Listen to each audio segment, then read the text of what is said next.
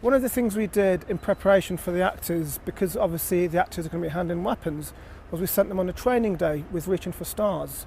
They're military specialists, former Royal Marines Commando Special Forces.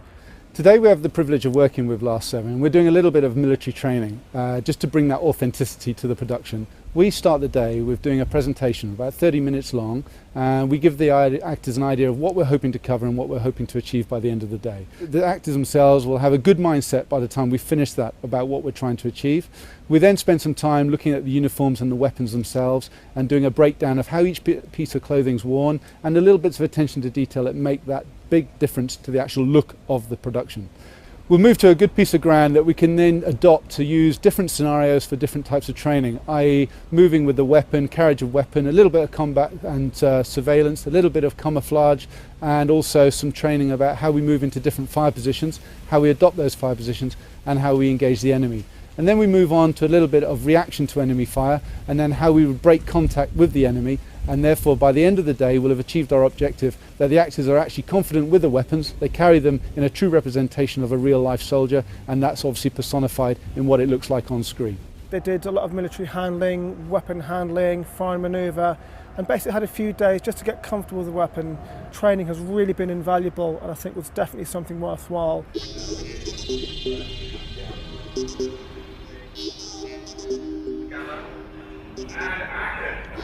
Today we're shooting a scene with two characters, Jack and Robert. This is a pivotal point in the story, and it details a failed rescue attempt that goes on to have some fairly major and unforeseen consequences. For Jack, he was serving and he killed a young girl, and that's the burden he's been carrying with him for most of his life, and this is the flashback scene on him killing that young girl. It's a lot of fun today because we get to run around with guns.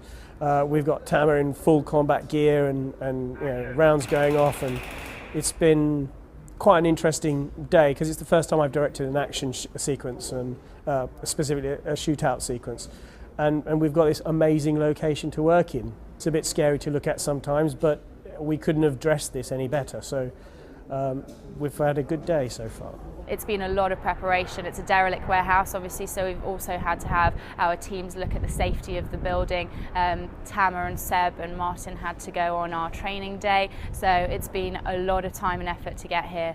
We've had to inform the police, obviously, of bullets and shootouts going on. You know, we're very lucky to have Mark from Reaching for Stars, who's here. He's an ex-military man, and for me, I really wanted to get attention to detail. That little bit of training has made a massive difference, and I think again that will come across very realistic on screen to the audience. It's the first time I'm playing a soldier, it's the first time I'm doing anything military, i.e. war, and I know a lot of the troops serving out wherever they're serving, anywhere in the world, a lot of them like the work I do, so I want to kind of pay homage to them and keep it as authentic and as real as I can. When you see him on screen doing that role, I think the audience will actually believe he is a real Special Forces character, because again, just the way he holds a weapon, he's comfortable with it, it just flows with him very, very naturally.